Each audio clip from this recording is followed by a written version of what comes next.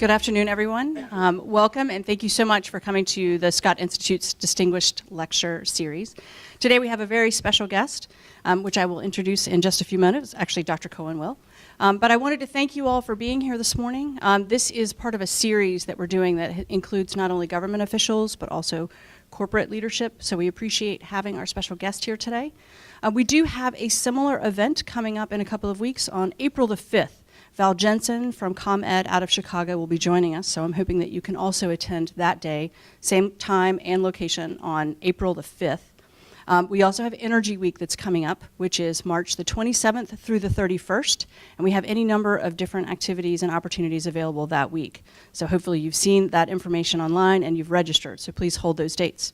And with that, I'd like to introduce Dr. Jerry Cohen, who's going to introduce our special speaker. Thank you, Anna. And it is my great pleasure to introduce to you Stacey Olson, the president of the Chevron operations here in our region. Stacey took this position last June, so she's been with us now about 8 months. I've had the pleasure of working with her in the context of the Center for Responsible Shale Development, on whose board she serves. Stacey graduated from LSU. And Tulane with a master's degree. She's been with Chevron since 1989, and she's held posts in, probably even she doesn't remember all the countries. She's been in Thailand, the UK, Indonesia, Nigeria, Venezuela, and probably more than that. We're delighted to have her here. I made a special request of Stacey that she take at least some of her time today to talk about her own career path.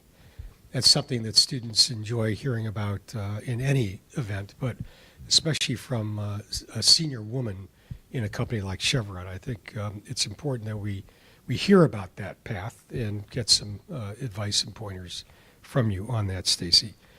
Please join me in welcoming Stacey Olson.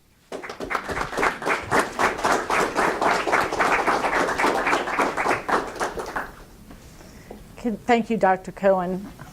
Thank you for the introduction. I will talk more about my career. Can y'all hear me okay in the back? And I understand I'm being videoed, so are you okay?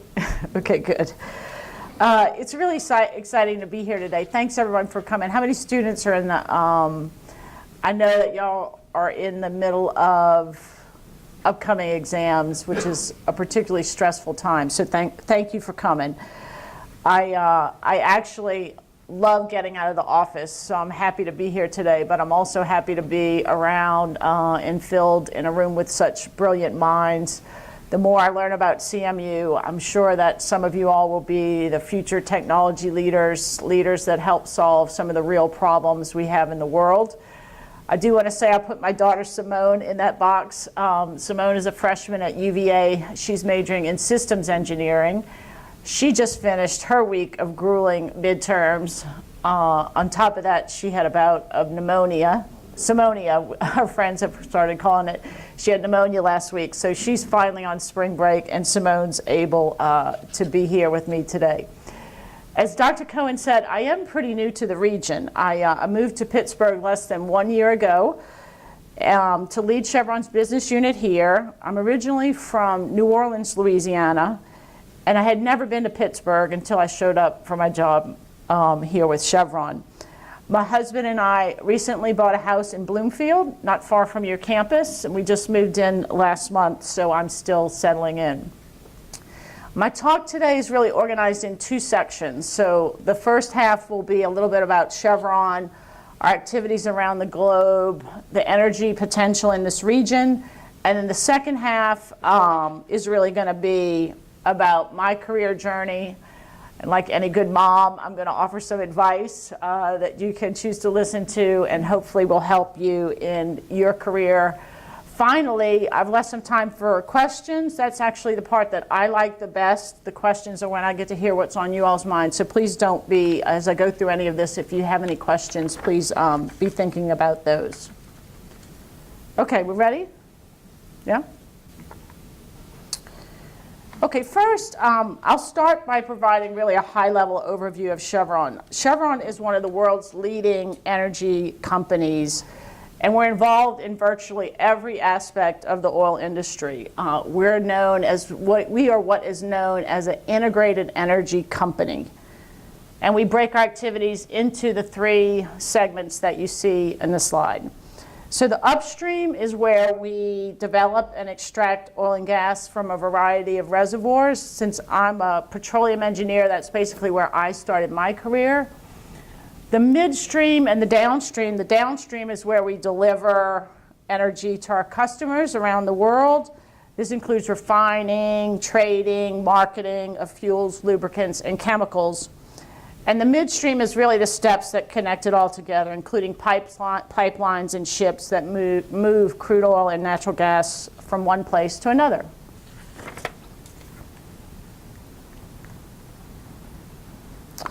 We're the 2nd largest integrated energy company headquartered in the US, right outside of San Francisco, and we're among the largest corporations in the world based on market capitalization. I do want to emphasize that we're a global company. Out of the 2.6 million barrels a day that we produce, about 73% of that volume comes from outside of the United States and from more than 20 countries. And as you might guess, most of our employees are actually outside of the United States. I like this picture. I would ask if anyone could guess where that is, but I'm sure you probably can't. This is actually from the Gulf of Thailand. This is one of our operators offshore in the Gulf of Thailand. I've been to this location because that was the job I had before I came to Pittsburgh, was actually in Thailand. Our diverse and highly skilled workforce consists of 58,000 employees worldwide. Those include petroleum engineers, geologists, technologists, finance and human resources professionals. And I know that CMU does not have a petroleum engineering department per se like I graduated from. But one thing I want to stress is that our company employs people of all different skills. We deal with really, really complex problems. And so we need diverse skills and perspectives to be successful. On my leadership team, for example, I have a direct report who's a lawyer, a finance person, a supply chain person, public government affairs, operations, and I could go on and on. I have, I think, 15 direct reports on my leadership team, so they come from a very diverse background.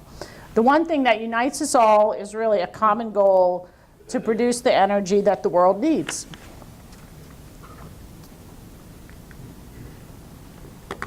For more than 125 years, Chevron has focused on developing affordable energy to enable global economic growth and make lives better.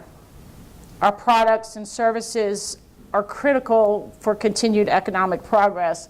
And I want to read to you kind of our one-sentence purpose statement. This is the purpose statement that Chevron uses. It simply says, "We develop the energy that improves lives and powers the world forward." So we know that our business success is really critical to provide affordable, reliable energy, and it's directly tied to the progress and prosperity of people around the world and the communities where we operate. I'll be honest that even I take for granted the power of energy and what energy does for the world. But if we think about it, energy really enables light, heat, mechanized agriculture, communications, healthcare, all the electronic devices that keep us connected and entertained. It's the feedstock for everything from crayons to contact lens, and not to mention our roads and our runways. So there are more than 6,000 products that are refined from natural gas. They include plastics, from home goods to artificial hearts, synthetic fabrics, shoes, boots, cosmetics, lip balm, sunscreen, shaving cream, the list goes on. And of course, kerosene, gasoline, and jet fuel. So many products come from our energy industry, but despite that, there are still 1.2 billion people in the world today without electricity, and more than 2.7 billion people who still burn solid fuels such as wood, crop residue, and dung to cook their food. So enabling affordable and reliable energy for these people is critical to global economic growth and stability.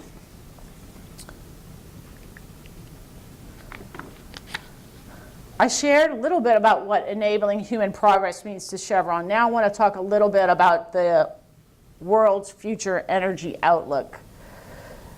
Demand for energy will rise 42% in the next 25 years as incomes rise and people all over the world strive to meet a higher standard of living. It's clear that to meet those needs, we're going to need all forms of energy, and hopefully some of the novel concepts that the CMU team is currently working on. Although the use of renewables will grow, the International Energy Agency forecasts that oil and natural gas will still account for 50% of energy demand by 2040.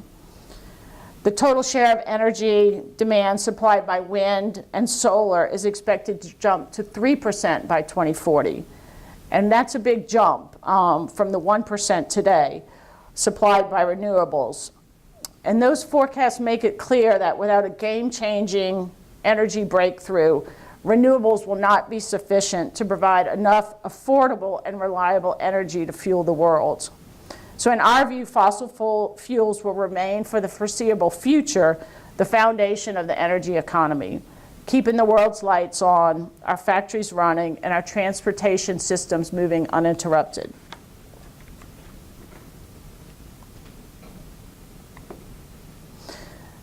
So let me tell a little story about innovation since we're here at CMU. Over the course of the 100 years, the oil and natural gas industry has continued to find more resource and more ways to recover them economically and safely. Innovation and technology has transformed the U.S. energy story from one of scarcity to one of abundance. The development of oil and gas from shale formations is a perfect example of this innovation. Some of you probably know that we're sitting on top of a very large gas resource in the Appalachian Basin. We've long known that formations like the Marcellus Shale and the Utica Shale exist and contain natural gas, but the recoverable gas was never considered economic. The industry always viewed this as a source rock. A source rock is a low permeability rock made of decaying organic matter that creates natural gas. The natural gas in these types of shale formations escapes over time and is captured in other rocks, more porous rocks like sandstones. Those act as reservoirs, and those traditional reservoirs have been drilled for over 100 years or more. We've only been able to access the shale resource recently, beginning in 1990, when two proven technologies were finally combined for the first time. Those are horizontal drilling and hydraulic fracturing. So in the olden days, like when I started my career, most wells were drilled vertically, maybe with a slight angular deviation. But now we can drill horizontal wells. We can geosteer wells for miles through a shale formation. And it's truly a technology-enabled breakthrough. Hydraulic fracturing has been used since the 1940s in more than 2 million wells around the world. And over time, this process has been improved and enhanced through the development of shale formations worldwide, most notably U.S. shale in Texas, Louisiana, Oklahoma, North Dakota, and here in Pennsylvania. And since these two technologies were combined, the rate of innovation has truly been remarkable. And we continue to innovate in our industry. Let me show you the impact of what this innovation has done and what it means for us here in the region. So I spoke a lot about the unconventional resource, but now I want to make it, bring it down home about what it means here. So hopefully you can see the map. You can see the map there. Simply put, we have a world-class natural gas resource right under our feet. Pennsylvania, Ohio, and West Virginia sit on one of the largest, most accessible, lowest priced energy resource in the entire world. That's why I'm here. The graph on the left is U.S. gas production. It shows how the gas in the Marcellus and the Utica formations, that's the lime green wedge that's at the top of the graph there, accounts for almost half of the U.S. natural gas production today. And the truly transformational aspect of this is if you look at the time scale, just 10 years ago, it did not exist at all. There basically was no lime green almost 10 years ago. So now we know that today, Pennsylvania alone has some of the world's largest proven natural gas resources. Natural gas has surpassed coal and petroleum to become the state's main energy source for the first time since 2013. And other than renewables, natural gas is the cleanest gas source available. So it reduces emissions and it's good for the environment. It's an opportunity with significant implications for future U.S. economic growth, the global competitiveness of U.S. industry, and the U.S. geopolitical dynamics. But none of it matters if we can't develop the resource safely and reliably. Our goal at Chevron is to be recognized as the most admired by industry and the communities in which we operate. Everywhere we operate, we obey the law and respect communities and our partners. In some cases, this goes beyond following the law. Instead, we strive to lead the industry in operational and environmental practices and raise the bar for performance across the entire energy industry. Our certification by the Center for Responsible Shale Development is a great example of our commitment. Known as CSRD for short, this is an alliance of energy producers and environmental organizations working together to voluntarily develop performance standards for shale development. CSRD seeks to advance environmental excellence by setting aggressive standards that raise the bar, oftentimes in excess of what the law requires. So through CSRD, companies can voluntarily elect to go through an independent third-party audit of its operating procedures. Companies that meet the 15 standards, and they cover things from protecting groundwater, air quality, surface, land, and water, are certified. I'm happy to say that Chevron was the first company to be certified. I'm on the board of directors for CSRD, and this is where I got the opportunity to meet Dr. Cohen. So you may or may not know, Dr. Cohen has served as the board chair for this organization for a long time. I think since its birth, is that right? It's 5 years? Yeah.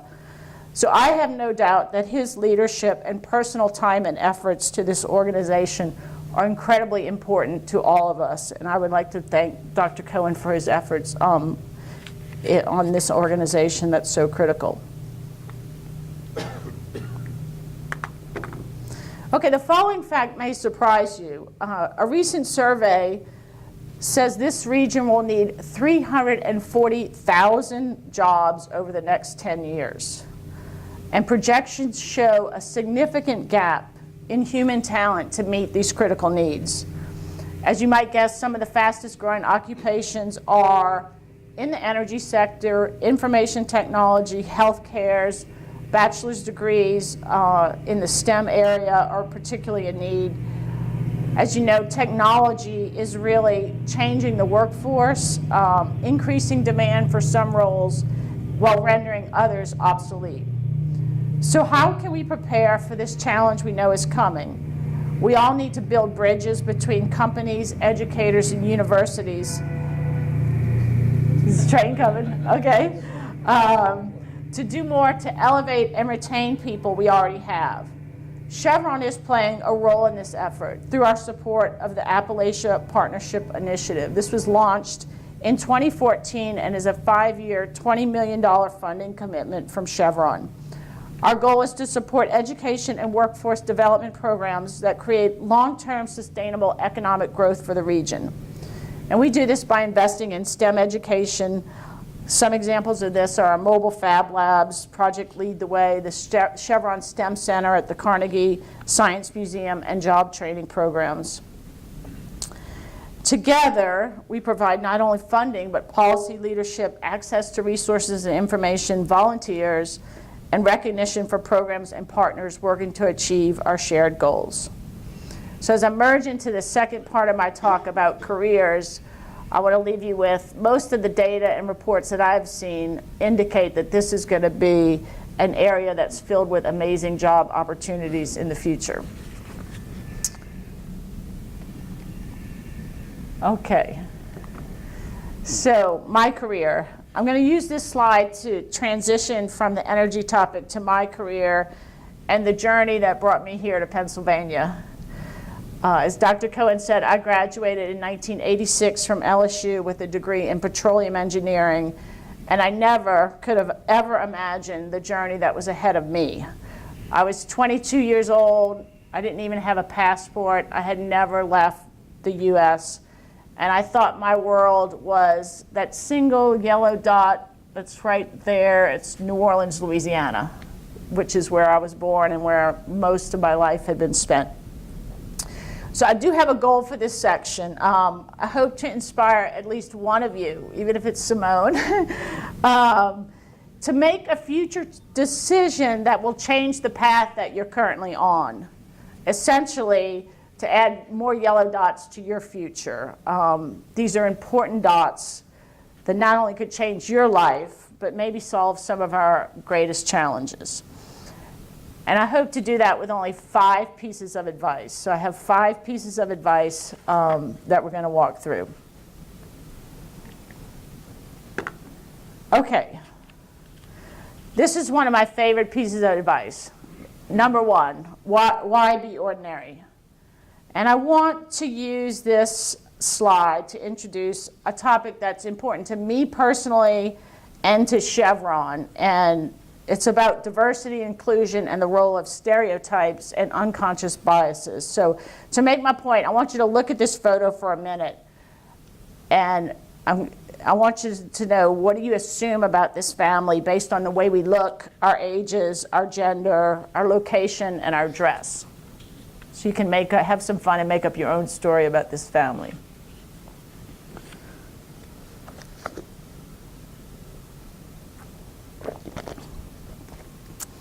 Okay, everybody got their story? No doubt, we look like an extremely ordinary American family. I will confess that. This could be a country club or a hotel in the Caribbean. You may have thought we probably have a large house in the suburbs, 3-car garage, a dog, et cetera, et cetera. Perhaps we're supported by a man with a high-paying job. You may have said maybe he's a doctor, maybe he's a lawyer. We look ordinary. But let me reveal some facts to you. And I'm not going to ask you to confess if you had any unconscious biases. We all have unconscious biases, and it's okay. It's 100% okay. It's normal. Did anyone assume anything about the time of year based on the fact that some of us are barefoot and have sandals on? This is not a summer beach photo. This is actually a photo taken on Christmas Eve, the heart of the winter season, except it's Christmas Eve in Sri Lanka. This was actually last Christmas, not long ago. Christmas Eve in Sri Lanka. We're in Sri Lanka because John and Lillian, my husband, actually still live in Bangkok. Lily stayed to complete her final year at the International School of Bangkok. The man is not the breadwinner. I am the breadwinner. And I have to be very careful about how I say this. But my husband, John, in the photo, has not had a full-time job in 10 years. I'm not going to say he didn't have a job, right, because I'll get in trouble. But he has not had a full-time job in 10 years. 2 of the 5 in the photo were not born in America. So Simone and her sister Lily were born in Venezuela. And they've never lived in America. The only time first time Simone has lived in America is when she started at UVA a couple of months ago. Since she's here, I'll also reveal that Simone was the valedictorian of her 8th grade class. That's because she was the only graduate in her 8th grade class from the tiny, tiny school that she went to on the island of Sumatra, Indonesia. She and Lillian have gone to 5 international schools. So remember all those yellow dots? Every time I got another yellow dot, my family was getting another one too. She rode on a school bus with armed guard and an armed chase vehicle when she went to middle school in Nigeria. Benjamin was 18 months when we left the USA, and despite never living in America and having somewhat of a privileged education at Swiss boarding school, he's chosen to dedicate his career and his life to defend a country he really hardly knows. So Benjamin's a senior at the U.S. Naval Academy in Annapolis on his way to be a Marine pilot. And finally, this is my favorite, 3 of the females, all the females are 100% STEM, at least to date, right? So I'm an engineer, Simone's an engineer, Lillian's on her path to becoming, we hope, a budding computer scientist. Benjamin is a history major. Benjamin is a passionate reader and a political science major, which we sometimes like to tease him about. So anyway, my point with this is don't fall into a stereotype of what your life should look like. Do not strive to just be ordinary. Okay, number 2. I'm a firm believer in role models. If you don't have one, I'll give you some advice on this one on how to get a role model. But the happy woman in that photo is my mother, Elaine. She's in her new black judge's robe, being sworn in as a district court judge. By the way, nobody in my family worked in the oil industry. I actually come from a family of lawyers. I know there's a couple of lawyers in the room. My mother has a computer science degree, an MBA, and a law degree, and she served 2 6-year elected terms as a judge. She's now retired, but she still fills in on the bench as needed. As a child, I can remember her sitting at the dining room table, studying, papers all over the place, and as I ran out the door, I thought, boy, that's a lot of effort, and it was a lot of effort. She was a wife, a mother of 2, working adult when she chose to go back to law school. When she graduated from law school, she was 34, and I can still remember going to her graduation. My dad was crying in the parking lot with joy, and I was 13 years old. I grew up in a house that had no gender stereotypes. I basically saw my mother as smart, she was hardworking, and I knew if I was hardworking, I could do whatever I wanted to. So essentially, especially if you're a minority, find a role model. And it doesn't have to be your mother. Okay, don't freak out if your mother may not have accomplished what mine has. Go to the internet, look around this room, Google top 40 leaders under the age of 40. Fortune shares a list every year, top 50 leaders in Pittsburgh. Find someone who inspires you. Go to the movie. Hidden Figures is a great movie. There are so many movies. People around you are doing amazing things because your role model will lead you to dream big in a way without you ever knowing it. And that's what my mother did for me. Number 3, your first job matters. So this one is really for the students in the room.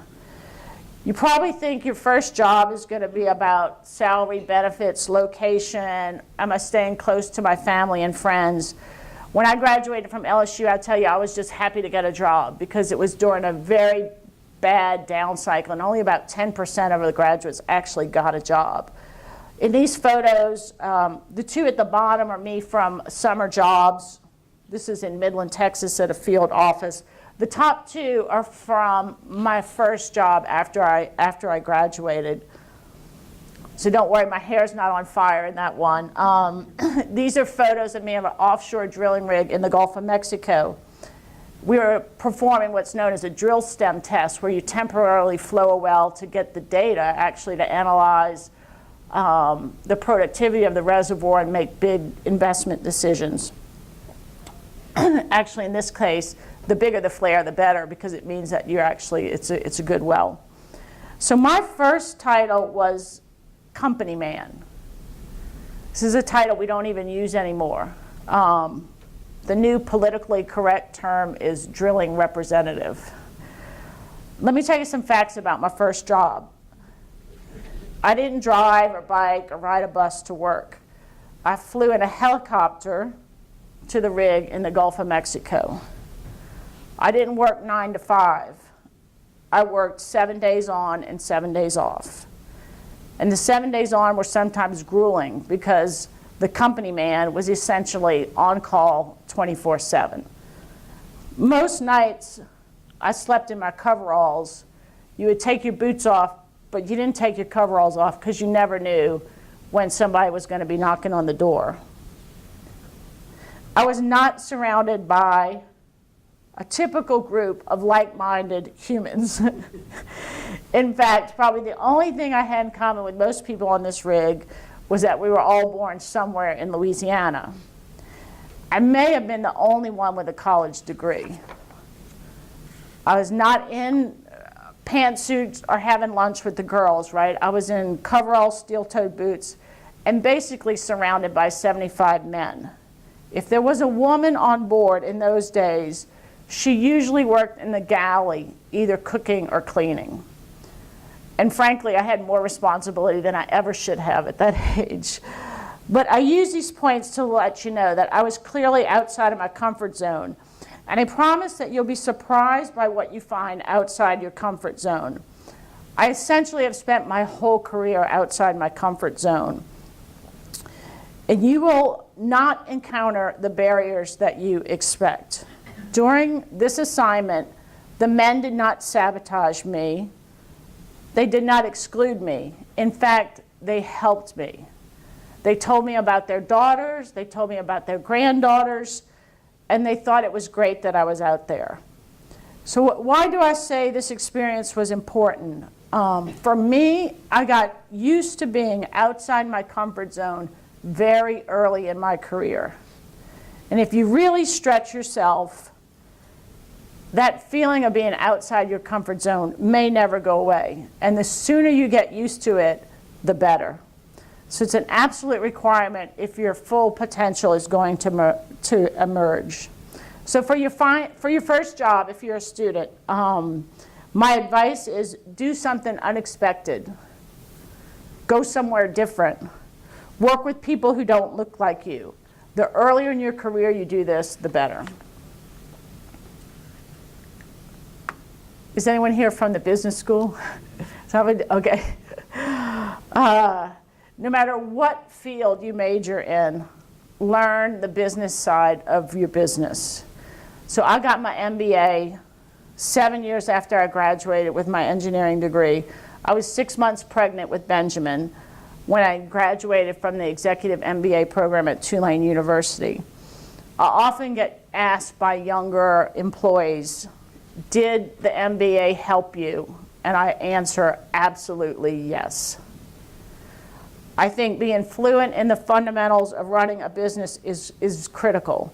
At my level, if I go to important meetings, I'm meeting with our executives presenting a business plan or seeking approval for a very large project. It's with our chief financial officer, it's with our CEO. These are not technical people. The questions they ask me are about price forecasts, earnings projections, cash flow, risk assessments, rates of return, benchmarking. They're not technical questions. Now, sort of just like the mother comment, you don't have to get an MBA. I know these can be expensive and time-consuming. There are many other ways to make yourself fluent in the business side of whatever you're interested in. Take a class in finance, a class in economics. Find a way to educate yourself on the business side. And my last piece of advice is one of my favorites. I'm sure you have all heard the saying, think twice before saying no. I want you to remember this question. When do I have to decide? So let me tell a little story. When I was in Bangkok not too long ago, I received an absolutely unexpected call that offered me this job. I listened, I said thank you, and in my head I thought, no way. We had just gotten there. Lily was a senior. She was moving in between 11th and 12th grade. I wanted to say heck no and hang up the phone. But I decided, I asked the question, when do I have to decide? And you know what I heard? 24 hours. Maybe I can give you 48 hours. And I'll tell you, that was just enough time for me and my husband to think about it, to talk about it. And obviously, I flipped my answer, or I wouldn't be here today. Avoid the tendency to say no when opportunities are presented to you. Your initial reaction many times will be to say no. I promise you, it's happened to me multiple times. But what I learned is you're actually not smart enough to understand the opportunity being offered to you. Many times you have perceptions, and they're just perceptions. They're not facts. When we took our first expat assignment in Venezuela, it was an amazing opportunity for us, including the birth of Simone and Lillian and all kinds of other great things. But even then, I was prepared to say no to a long list of other options if they came to me. One rule I had was never going to Nigeria. No. Too unsafe, unstable, malaria. From this photo, you can see I broke that rule. So this is my team in Lagos. We had just achieved an important milestone, and we were having a barbecue celebration on the beach. It was such an amazing opportunity to work with Nigerians and to travel all over Africa. Another rule I had, no to boarding school. Boarding school is something the Brits do. Americans don't send their kids to boarding school. We ended up breaking that rule with Benjamin, who went to Swiss boarding school for 4 years because there was no high school in Sumatra where we were located. Also had a rule, we'll move, but we're never going to move kids in high school. Too critical, the years in high school. Simone moved from Aberdeen to Thailand in between her 11th and her 12th grade while she was doing the 2-year full IB program, which is a very difficult move to make. I think Simone would tell you it was difficult, but that her year in Thailand was pretty amazing. So to summarize this piece of advice, if you feel you're not growing and you're not challenged, ask yourself, are you saying no too quickly or too often? And instead, ask the question, how long do I have to decide? It's been an amazing career journey for not just me, but my family as well. And I have to say, I'm lucky to work for such a great company. So in closing, I want to remind you my goal that I had. I want to change the path for one of you all. I want to add yellow dots to your future or to move your yellow dots in a different direction. And I hope with my 5 pieces of advice that I have done that for one of you in the room. So with that, I will be happy to take questions on any topics that come to mind. Yeah, thank you.